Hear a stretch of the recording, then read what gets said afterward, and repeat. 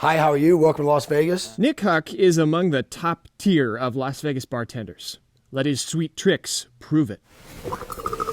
You must have a whole routine then. Yeah, I've done competitions of, 50, 60 competitions. But Nick's job and the personal flair that comes with it face a new threat. So this has all gone away.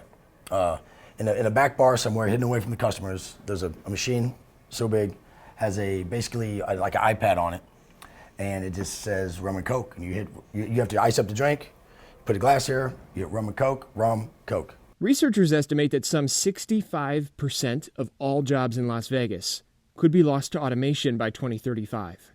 That includes bartenders, and it's already starting. MGM, one of the biggest property owners in Las Vegas, just cut more than 1,000 jobs last year. Its new automated beverage systems are reportedly contributing to that count. MGM says it's reducing costs and improving efficiencies. We tried to talk to the company for this story, but they declined. Hospitality is by far the biggest industry in Las Vegas. Brand new numbers show some 300,000 people here work in the industry. But it's really hard to get a camera inside some of these big corporate casinos and resorts to see the work firsthand. That's why we came here. We have monthly graduations. We average around 90 graduates every single month. The Culinary Academy of Las Vegas. But don't let the name fool you. This place is about much more than food. So we're in a mock hotel. We are. So these are our guest room suites. And as you see, it looks and feels just like a hotel, from the carpet to the artwork on the walls. This is an immersive, intense boot camp for anyone wanting a foot in the door or a leg up in this city's backbone industry. So you bring people in here to do all kinds of service job training. Yes, everything hospitality. So when you walk into a hotel, that's kind of how we talk about what we do.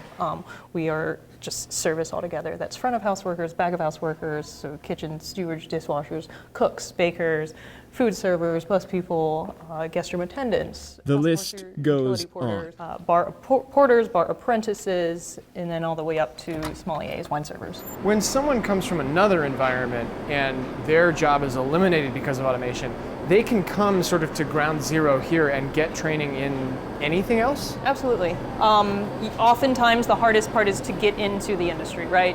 And so you need that entry-level position like a kitchen steward or like a guest room attendant to just get you into the hotels. Nick, the bartender, met us here. This is a career Absolutely. for people like you. Yeah. I've been bartending for 16 years. I've been in the union bartending in Vegas for 13 years. We make the majority of our money off tips, right? So the cocktail waitress, they make their tips on the floor. They come back, they tip out the bartender. Well, now they've eliminated that whole tip-making income of the bartender. It just doesn't exist anymore. So to save $30,000 worth of payroll, the company's wiped out an $80,000 job. Union contracts protect workers from immediate job elimination by automation, guaranteeing senior employees don't go and getting them access to training for a new gig. But contracts can only go so far. Realistically, if a robot is actually making the drink, I don't know how to stop them from using the robot. Terry Greenwald works for the Bartenders Union here. His organization is asking casinos and resorts with newly installed automation to do some fact-finding. To find out all the information about how long it takes to get these drinks out, the quality of the drinks, customer complaints, customer satisfaction. So we are, this is still in the baby stages. What do you do when everything's automated? When you look around Las Vegas and there are too few manual bartending jobs to have? Well, this is just the beginning of it out here.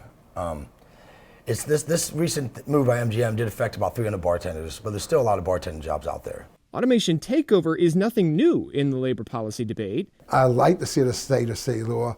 I do not see that as a reality in the near future. But it's starting to grow more visible here. And as 2020 candidates descend on Las Vegas around caucus time, they get questions on what they plan to do about it.